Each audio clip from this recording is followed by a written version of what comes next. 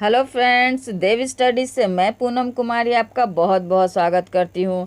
दोस्तों, आज हम लोग उत्तर गुप्त काल में वर्धन वंश को पढ़ने वाले हैं। हमने पिछले वीडियोस में प्राचीन भारतीय इतिहास को जानने के क्रम में देखा कि किस प्रकार अयोग्य शासक, कमजोर होती आर्थिक स्थितियाँ और हुनों के आक्रमण के कारण गुप्त साम्राज्य का धीरे धीरे पतन होने लगता है। दोस्तों, हमने मौर्य काल के पतन के समय भी देखा कि किस प्रकार भारतवर्ष में छोटे बड़े राज्यों का उदय होने लगता है। सेम वही कंडीशन गुप्त काल में भी होता है। गुप्त काल के पतन के पश्चात भी कई छोटे छोटे राजवंशों का उदय होने लगता है। उनमें वर्धन वंश भी एक प्रमुख वंश था। तो आइए दोस्तों, वर्धन वंश और हर्षवर्धन के बारे में और अधिक जानकारी प्राप्त करने के लिए हम लोग इसके प्रश्न उत्तरों की ओर चलते हैं।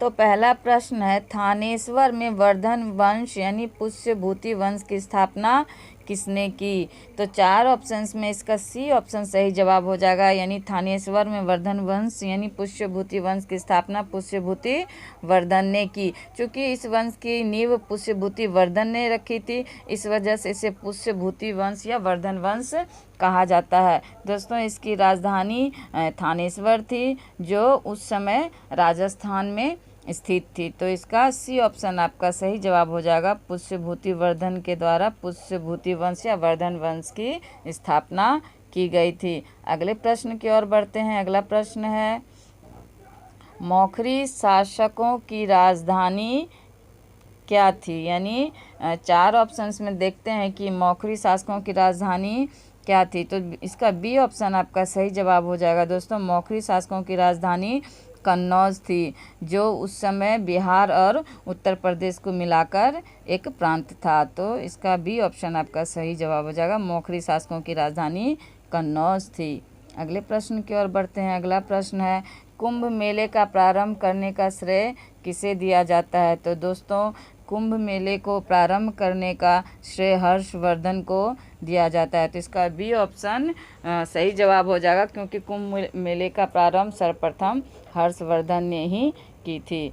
तो अगले प्रश्न की ओर बढ़ते हैं। अगला प्रश्न है, निम्नलिखित में वह अंतिम बौद्ध राजा कौन था जो संस्कृत का महान विद्वान और लेखक था? तो चार ऑप्शंस में देखते हैं इसका सही जवाब क्या होगा दोस्तों। तो इसका डी ऑप्शन आपका सही जवाब हो जाएगा, यानी हर्षवर्धन। यानी हर्षवर्धन ही अंतिम बौद्ध राजा था जो संस्कृत का महान लेखक और विद्वान था। हर्षवर्धन को शिलादित्य या और साहित्य सम्राट के नाम से भी जाना जाता है। प्रियदर्शिका, नागानंद और रत्नावली नामक नाटक की रचना हर्षवर्धन ने की थी। तो इसीलिए इसका आपका हर्षवर्धन डी ऑप्शन सही जवाब हो जाएगा, यानी अंतिम बौद्ध राजा हर्षवर्धन थे, जो महान विद्वान और लेखक थे।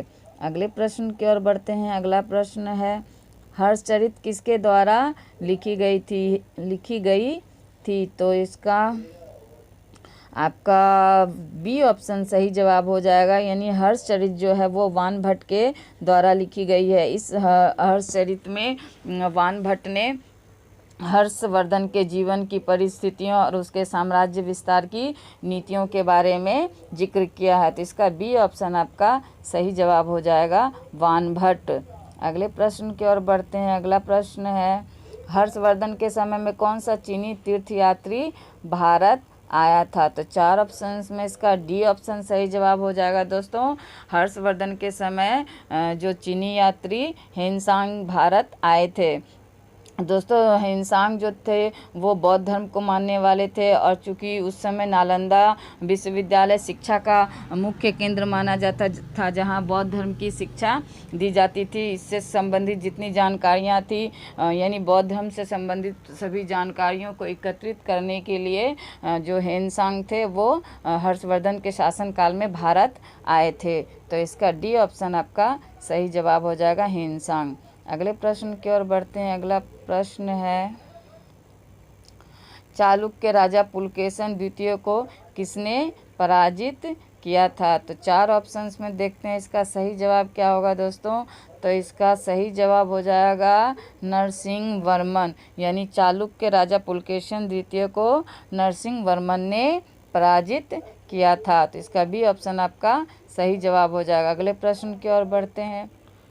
किस व्यक्ति को द्वितीय अशोक कहा जाता है? तो 4 ऑप्शंस में देखते हैं इसका सही जवाब क्या होना चाहिए दोस्तों। तो इसका सी ऑप्शन आपका सही जवाब हो जाएगा, यानी द्वितीय अशोक हर्षवर्धन को कहा जाता है, क्योंकि अशोक के बाद हर्षवर्धन ही ऐसा शासक था दोस्तों जिसने भारत के इतने बड़े भूभाग पर शासन किया। इसके बाद कोई ऐसा राजा ही नहीं हुआ यानी कि जो इतने बड़े भूभाग पर शासन कर सके, इसलिए हर्षवर्धन को अंतिम भारतीय हिंदू राजा के नाम से भी जाना जाता है। तो इसका सी ऑप्शन आपका सही जवाब हो जाएगा, यानी द्वितीय अशोक हर्षवर्धन को कहा जाता है। अगले प्रश्न की ओर बढ़ते हैं। अगला प्रश्न है, वान भट्ट किस सम्राट के दरबारी कवि थे? तो वान भट्ट हर्षवर्धन के दरबारी कवि थे, जिसने उनकी जीवन चरित्र यानी हर्षवर्धन की जीवन चरित्र आपके वान भट्ट ने लिखी थी। तो इसका सी ऑप्शन आपका सही जवाब हो जाएगा, हर्षवर्धन। वान भट्ट ने ही हर्षचरित्र लिखी जो हर्षवर्धन के जीवनी पर आधारित थी, तो इसलिए इसका सी ऑप्शन ही सही जवाब हो जाएगा, यानी वान भट्ट सम्राट हर्षवर्धन के दरबारी कवि थे।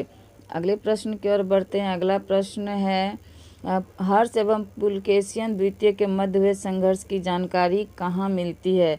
तो दोस्तों 4 ऑप्शंस में इसका सही जवाब क्या होना चाहिए देखते हैं। तो इसका ए ऑप्शन आपका सही जवाब हो जाएगा, यानी ऐहोल अभिलेख। हर्ष एवं पुलकेशियन द्वितीय के मध्य हुए संघर्ष की जानकारी ऐहोल अभिलेख से मिलती है। ऐहोल अभिलेख रवि कीर्ति ने लिखी, जो पुलकेशियन द्वितीय का दरबारी था, जिसमें हर्षवर्धन एवं पुलकेशियन द्वितीय के बीच साम्राज्य विस्तार के लिए हुए युद्ध के बारे में बताया गया है। इस युद्ध में आपका पुलकेशियन द्वितीय जीत जाता है और हर्षवर्धन हार जाता है। इसके बाद दक्षिण भारत पर, यानी इस युद्ध के बाद दक्षिण भारत पर हर्षवर्धन के साम्राज्य विस्तार की रफ्तार रुक जाती है, यानी दक्षिण भारत में वो अपने साम्राज्य का विस्तार इस युद्ध के पश्चात नहीं कर पाता है, क्योंकि पुलकेशियन द्वितीय इसे दक्षिण भारत की ओर बढ़ने ही नहीं देता है। तो इसीलिए इसका ए ऑप्शन सही जवाब हो जाएगा, ऐहोल अभिलेख, यानी हर्ष एवं पुलकेशियन द्वितीय के मध्य हुए संघर्ष की जानकारी ऐहोल अभिलेख से मिलती है। अगले प्रश्न की ओर बढ़ते हैं। अगला प्रश्न है, प्रताप, हून, हरिन, केसरी, महाराजाधिराज नामक उपाधियां निम्न में से किसने यानी किसकी थी? तो 4 ऑप्शंस में देखते हैं इसका सही जवाब क्या होगा दोस्तों। तो इसका सही जवाब हो जाएगा आपका प्रभाकर वर्धन, यानी जो प्रभाकर वर्धन थे वे वर्धन वंश के 5वें शासक थे। ये बहुत प्रतापी राजा थे। ये इन्होंने ही सर्वप्रथम हुनों को यानी पश्चिम भारत के रास्ते घुसने नहीं दिए, यानी कि उसको सीमा पर ही रोककर उसे बाहर खदेड़ दिए। तो इसीलिए इन्हें हुन, हरिन, केसरी भी कहा जाता है। उसके बाद यानी हुनों को वापस भगाने के बाद इन्होंने महाराजाधिराज की उपाधि धारण की थी। तो इसका बी ऑप्शन आपका सही जवाब हो जाएगा, प्रभाकर वर्धन। अगले प्रश्न की ओर बढ़ते हैं। अगला प्रश्न है, सम्राट हर्ष ने अपनी राजधानी थानेश्वर से कहाँ स्थानांतरित की थी? तो 4 ऑप्शंस में देखते हैं। तो इसका सी ऑप्शन सही जवाब हो जाएगा, यानी सम्राट हर्ष ने अपनी राजधानी थानेश्वर से कन्नौज स्थानांतरित की थी।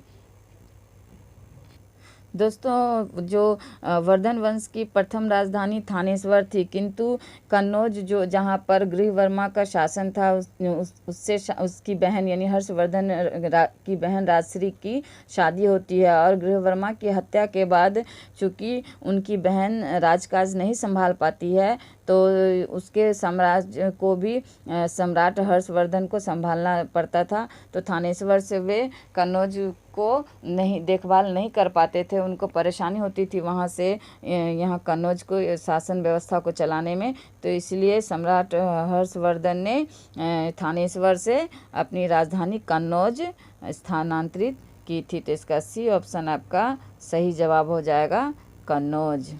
अगले प्रश्न की ओर बढ़ते हैं। शकलोपत्रा पथनाथ किसे कहा गया है? तो 4 ऑप्शंस में देखते हैं इसका सही जवाब क्या होना चाहिए। तो इसका बी ऑप्शन सही जवाब हो जाएगा, यानी शकलोपत्रा पथनाथ हर्षवर्धन को कहा गया है। अगले प्रश्न की ओर बढ़ते हैं। अगला प्रश्न है ह्वेनसांग ने किसे शिलादित्य कहा है। तो दोस्तों डी ऑप्शन इसका सही जवाब हो जाएगा, यानी ह्वेनसांग ने आपका हर्षवर्धन को शिलादित्य कहा है। तो इसका डी ऑप्शन आपका सही जवाब हो जाएगा। दोस्तों हर्षवर्धन को साहित्य सम्राट के नाम से भी जाना जाता है, क्योंकि इन्होंने संस्कृत के 3 महान नाटकों की रचना की थी, जिसमें प्रियदर्शिका, नागानंद और रत्नावली प्रधान थी। तो इसका डी ऑप्शन आपका सही जवाब हो जाएगा, यानी शिलादित्य के नाम से हर्षवर्धन को ह्वेनसांग ने पुकारा था। तो अगले प्रश्न की ओर बढ़ते हैं। अगला प्रश्न है गुप्त वंश के ह्रास के पश्चात उत्तर भारत में बड़े भाग का पुनर्गठन किसने किया। तो दोस्तों गुप्त वंश के ह्रास के पश्चात हर्षवर्धन ने उत्तर भारत में बड़े भाग का पुनर्गठन किया। तो इसका बी ऑप्शन आपका सही जवाब हो जाएगा। अगले प्रश्न की ओर बढ़ते हैं। अगला प्रश्न है बंगाल का कौन सा शासक हर्ष का समकालीन था। तो दोस्तों इसका ए ऑप्शन आपका सही जवाब हो जाएगा। बंगाल का शासक हर्ष यानी बंगाल का शशांक जो था वो हर्षवर्धन का समकालीन था। दोस्तों इसी शशांक ने यानी बंगाल के इसी शशांक ने हर्षवर्धन के बड़े भाई की हत्या धोखे से कर दी थी। तो इसका ए ऑप्शन आपका सही जवाब हो जाएगा, यानी बंगाल का वह शासक जो हर्षवर्धन का समकालीन था वह शशांक था। अगले प्रश्न की ओर बढ़ते हैं। अगला प्रश्न है चालुक्य शासक पुलकेशिन द्वितीय ने किस नदी के किनारे हर्षवर्धन को परास्त किया था। तो 4 ऑप्शंस में इसका सी ऑप्शन आपका सही जवाब हो जाएगा। दोस्तों चालुक्य शासक पुलकेशिन द्वितीय ने हर्षवर्धन को नर्मदा नदी के किनारे परास्त किया था। दोस्तों इस युद्ध की जानकारी ऐहोल अभिलेख के द्वारा मिलती है, जिसकी रचना रवि कीर्ति ने की थी। ये चालुक्य शासक पुलकेशिन द्वितीय का दरबारी था। तो इसका सी ऑप्शन आपका सही जवाब हो जाएगा। अगले प्रश्न की ओर बढ़ते हैं। अगला प्रश्न है हर्ष के शासनकाल में उत्तर भारत का सबसे महत्वपूर्ण शहर कौन सा था। तो दोस्तों 4 ऑप्शंस में इसका सी यानी कन्नौज सही जवाब हो जाएगा, यानी हर्ष के शासनकाल में उत्तर भारत का सबसे महत्वपूर्ण शहर कन्नौज था। अगले प्रश्न की ओर बढ़ते हैं। अगला प्रश्न है हर्ष की जीवनी किसने लिखी। तो दोस्तों हर्ष की जीवनी वान भट्ट ने लिखी। हर्ष की जीवनी जो हर्षचरित के नाम से जानी जाती है, इसकी रचना वान भट्ट के द्वारा की गई। दोस्तों वान भट्ट हर्षवर्धन का दरबारी कवि था। अगले प्रश्न की ओर बढ़ते हैं। अगला प्रश्न है हर्षवर्धन अपनी धार्मिक सभा कहाँ किया करते थे। तो दोस्तों हर्षवर्धन अपनी दरबारी यानी धार्मिक सभा जो है वो प्रयाग में किया करते थे। दोस्तों हर्षवर्धन जो है वो बौद्ध धर्म को मानने वाला था, किंतु वो सभी धर्मों के प्रति आदर का भाव रखता था। इसी कारण प्रत्येक 5 वर्ष में प्रयाग में वो धार्मिक सभा का आयोजन किया करता था। तो इसका बी ऑप्शन आपका सही जवाब हो जाएगा, यानी हर्षवर्धन अपनी धार्मिक सभा प्रयाग में किया करता था। अगले प्रश्न की ओर बढ़ते हैं। अगला प्रश्न है वर्धन वंश की राजधानी थानेश्वर किस प्रदेश में स्थित है। तो 4 ऑप्शंस में इसका बी ऑप्शन सही जवाब हो जाएगा, यानी वर्धन वंश की जो राजधानी है वो थानेश्वर में स्थित है। तो इसका बी ऑप्शन आपका सही जवाब हो जाएगा। अगले प्रश्न की ओर बढ़ते हैं। अगला प्रश्न है हर्षवर्धन की बहन राजश्री का विवाह किसके साथ हुआ था। तो 4 ऑप्शंस में देखते हैं इसका सही जवाब क्या होगा दोस्तों। तो इसका सही जवाब हो जाएगा बी मौखरी नरेश ग्रह वर्मा से, जिसकी राजधानी कन्नौज थी, जो उत्तर प्रदेश और बिहार में स्थित थी। तो इसका बी ऑप्शन आपका सही जवाब हो जाएगा। अगले प्रश्न की ओर बढ़ते हैं। अगला प्रश्न है हर्षवर्धन के अग्रज राजवर्धन द्वितीय की हत्या किसने की थी? तो 4 ऑप्शंस में देखते हैं इसका सही जवाब क्या हो जाएगा दोस्तों। तो इसका सही जवाब हो जाएगा गौर नरेश शशांक। गौर नरेश शशांक ने हर्षवर्धन के बड़े भाई राज्यवर्धन द्वितीय की हत्या कर दी थी, जो बंगाल का शासक था। तो इसका बी ऑप्शन आपका सही जवाब हो जाएगा। अगले प्रश्न की ओर बढ़ते हैं। अगला प्रश्न है, हर्षवर्धन ने 606 ईस्वी में हर्ष संवत की स्थापना किस उपलक्ष्य में की थी? तो 4 ऑप्शंस में इसका सही जवाब होगा दोस्तों ऑप्शन ए, यानी अपने राज्यारोहण के उपलक्ष्य में। यानी अपने राज्यारोहण के उपलक्ष्य में हर्षवर्धन ने 606 ईस्वी में हर्ष संवत की स्थापना की थी। दोस्तों 590 ईस्वी में हर्षवर्धन का जन्म होता है और 606 ईस्वी में उसका राज्यारोहण होता है। तो मात्र 16 वर्ष की आयु में हर्षवर्धन ने गद्दी प्राप्त की थी। तो अपने यानी गद्दी प्राप्त करने या अपने राज्यारोहण के उपलक्ष्य में उन्होंने हर्ष संवत की स्थापना की थी। तो अगले प्रश्न की ओर बढ़ते हैं। अगला प्रश्न है, कौन वर्धन वंश की राजधानी थानेश्वर से कन्नौज ले गया? तो इसका ए ऑप्शन सही जवाब हो जाएगा दोस्तों हर्षवर्धन, क्योंकि हर्षवर्धन को अपनी बहन यानी जो कन्नौज की महारानी थी तो उसका भी राजकाज इन्हीं को देखना पड़ता था। तो चूँकि थानेश्वर से कन्नौज के शासन प्रशासन को चलाने में दिक्कत होता था, तो हर्षवर्धन ने थानेश्वर से अपनी राजधानी कन्नौज में स्थानांतरित कर ली थी। तो इसका ए ऑप्शन आपका सही जवाब हो जाएगा। अगले प्रश्न की ओर बढ़ते हैं। अगला प्रश्न है, कन्नौज किस प्रदेश में स्थित है? तो इसका ए ऑप्शन सही जवाब हो जाएगा दोस्तों कन्नौज उत्तर प्रदेश में स्थित है। अगले प्रश्न की ओर बढ़ते हैं। अगला प्रश्न है, हेनसांग की भारत में यात्रा के समय सूती कपड़ों के उत्पादन के लिए सबसे प्रसिद्ध नगर था। यानी 4 ऑप्शंस में ये बताना है कि सूती कपड़ों के उत्पादन के लिए सबसे प्रसिद्ध नगर कौन था। तो इसका बी ऑप्शन सही जवाब हो जाएगा दोस्तों मथुरा, क्योंकि यूँ तो भारत उस समय जो यानी वर्धन वंश की अर्थव्यवस्था कृषि प्रधान अर्थव्यवस्था थी, किंतु कुछ व्यवसाय और व्यापार यानी सूती कपड़े के रूप में व्यवसाय और व्यापार का भी आरंभ हो चुका था, जिसका यानी प्रसिद्ध नगर मथुरा था। तो इसका बी ऑप्शन आपका सही जवाब हो जाएगा मथुरा। अगले प्रश्न की ओर बढ़ते हैं। अगला प्रश्न है, कवि बाणभट्ट निवासी था? तो 4 ऑप्शंस में इसका बी ऑप्शन सही जवाब हो जाएगा दोस्तों, यानी कवि बाणभट्ट जो थे वे थानेश्वर के निवासी थे।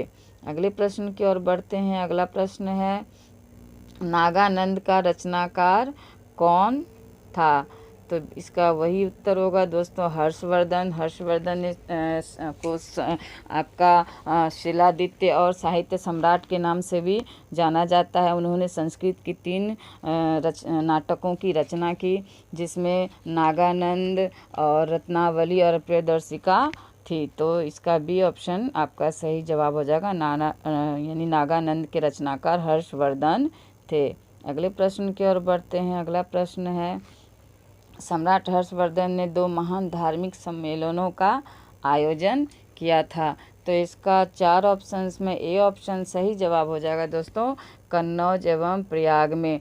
प्रयाग में तो वो प्रत्येक 5 वर्ष में एक धार्मिक सम्मेलन करता था, किंतु कन्नौज में एक बार उसने विशाल धार्मिक सम्मेलन का आयोजन किया था। तो इसका ए ऑप्शन आपका सही जवाब हो जाएगा कन्नौज व प्रयाग में।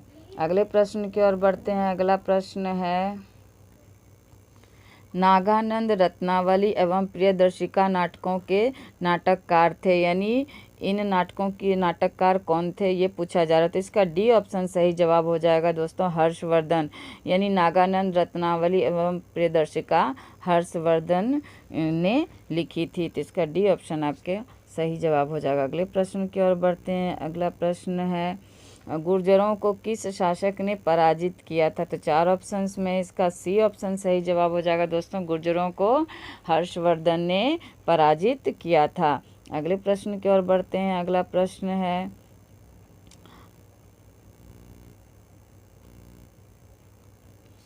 आज भी भारत में हेनसांग को याद करने का मुख्य कारण है। तो इसका 4 ऑप्शंस में देखते हैं क्या आंसर इसका सही होना चाहिए। तो इसका डी ऑप्शन आपका सही जवाब हो जाएगा दोस्तों सियुकी की रचना। यानी हेनसांग भारत जो आए थे वो बौद्ध धर्म से संबंधित जानकारी को प्राप्त करना उनका मेन मकसद था। यानी बौद्ध धर्म के बारे में और अधिक जानकारी प्राप्त करने के लिए वो चीन से भारत आए थे। उस समय भारत पर हर्षवर्धन का शासन था। तो उन्होंने यहाँ जो ज्ञान प्राप्त किया बौद्ध धर्म से संबंधित उसके बारे में इस सियोकी में उसका विवरण किया है। तो इसका डी ऑप्शन आपका सही जवाब हो जाएगा। यानी हेनसांग को सियोकी की रचना के लिए जाना जाता है। अगले प्रश्न की ओर बढ़ते हैं। अगला प्रश्न है अग्रहार का क्या अर्थ है। यानी अग्रहार का निम्नलिखित में से क्या अर्थ सही होगा, ये पूछा जा रहा है दोस्तों। तो इसका सही जवाब हो जाएगा ए ऑप्शन, ब्राह्मणों को दिया जाने वाला कर मुक्त भूमि अनुदान। यानी अग्रहार का अर्थ आपका ब्राह्मणों को दिया जाने वाला कर मुक्त भूमि अनुदान है। तो इसका ए ऑप्शन आपका सही जवाब हो जाएगा। अगले प्रश्न की ओर बढ़ते हैं और ये अंतिम प्रश्न है इस वीडियो का। नर्मदा नदी पर सम्राट हर्ष के दक्षिणवर्ती अग्रगमन को रोका। यानी नर्मदा नदी पर सम्राट हर्ष के यानी दक्षिणवर्ती अग्रगमन को किसने रोका, ये पूछा जा रहा था। तो इसका सही उत्तर हो जाएगा दोस्तों बी ऑप्शन, पुलकेशिन द्वितीय ने। यानी उत्तर पश्चिम में साम्राज्य विस्तार करने के बाद हर्षवर्धन दक्षिण भारत की ओर रुख करता है, लेकिन उस समय दक्षिण भारत पर पुलकेशिन द्वितीय का शासन रहता है। इसलिए हर्ष को रोकने के लिए नर्मदा नदी के तट पर दोनों के बीच घोर युद्ध होता है, जिसमें पुलकेशिन द्वितीय जीत जाता है और हर्षवर्धन की हार होती है। इसका उल्लेख यानी इस युद्ध का उल्लेख ऐहोल अभिलेख में किया गया है, जिसकी रचना रवि कीर्ति द्वारा की गई है, जो पुलकेशिन द्वितीय का दरबारी था। तो इसका बी ऑप्शन आपका सही जवाब हो जाएगा। यानी नर्मदा नदी पर सम्राट हर्ष के दक्षिणवर्ती अग्रगमन को पुलकेशिन द्वितीय ने रोका था। तो ये थे 25 महत्वपूर्ण प्रश्न जो गुप्त काल से संबंधित थे। अगर आपको मेरा यह वीडियो पसंद आता है तो मुझे लाइक और सब्सक्राइब जरूर करें। धन्यवाद दोस्तों।